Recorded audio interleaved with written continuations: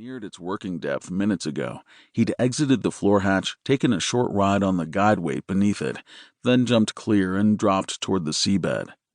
Now he could no longer see its egg-shaped contours. He was descending through a pitch-black void with only the faint, smeary glow of Beebe's exterior lights above and the blue ghosts flitting around him.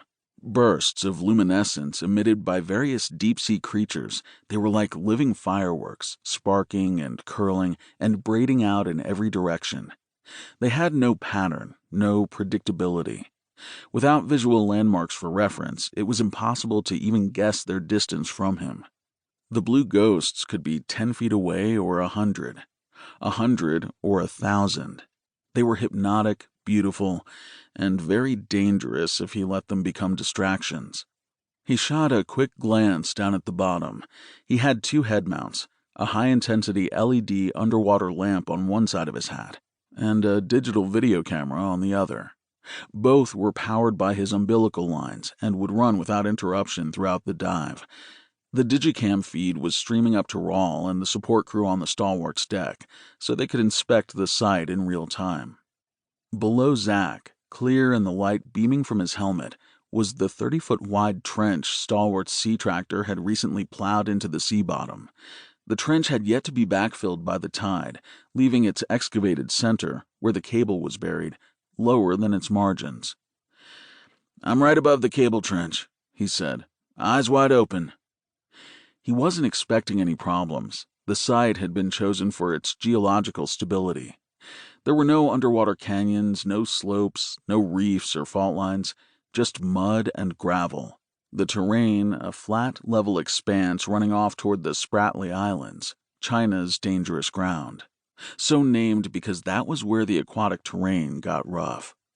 Zach descended a little further.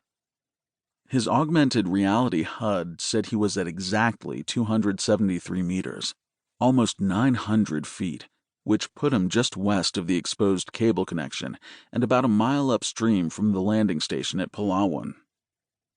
After a few moments, his boots touched down beside the trench.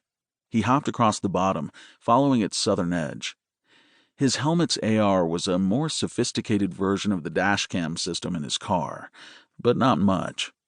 Basically, it served the same purpose, overlaying his video input with arrows, colored lines, and data readouts. It would guide him to the juncture he wanted to inspect and sound an alert once he reached it. Zach was about 10 yards along when he heard the beep. He hadn't really needed it. The Stalwart had installed a multiplexer here 2 weeks back, ahead of laying several branching lines of cable, the first of which was already buried in its own trench. He could see where it forked eastward from the splice, stringing out to its own endpoint. He looked down at the shallow furrow defining the original cable's path toward shore. "Odd," he said over his radio. "Everyone getting the vid stream?" "Roger." That came from Murph. "Hang on a second. I'm going over your coordinates." "You must be in the right place," Rawl said. "You see the cable sticking up out of the bottom." Zach did not reply. His dive partner was right on both counts. This was the only cable nexus for miles around, and the positioning system for deep ocean navigation, Poseidon, was as dependable as terrestrial GPS. There was no doubt in his mind he was on point. But what confused him was that he didn't see anything at all. At least, nothing unusual. He waited. Maybe there was a mistake, but he didn't see how it was possible. "Zach?" Murph again. "I hear you. Your location positively checks out." Which came as no surprise, and which also confused the hell out of him. "I can scoop out the sediment," he said. "Inspect the cables and SDM to see if anything's funny."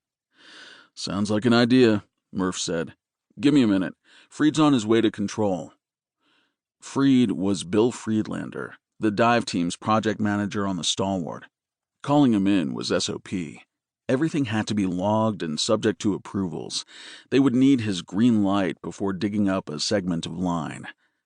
Zach waited. Blue ghosts spun and danced around him like fireflies.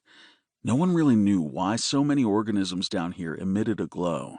He'd heard they used it to confuse their prey or stun them, but he'd also heard that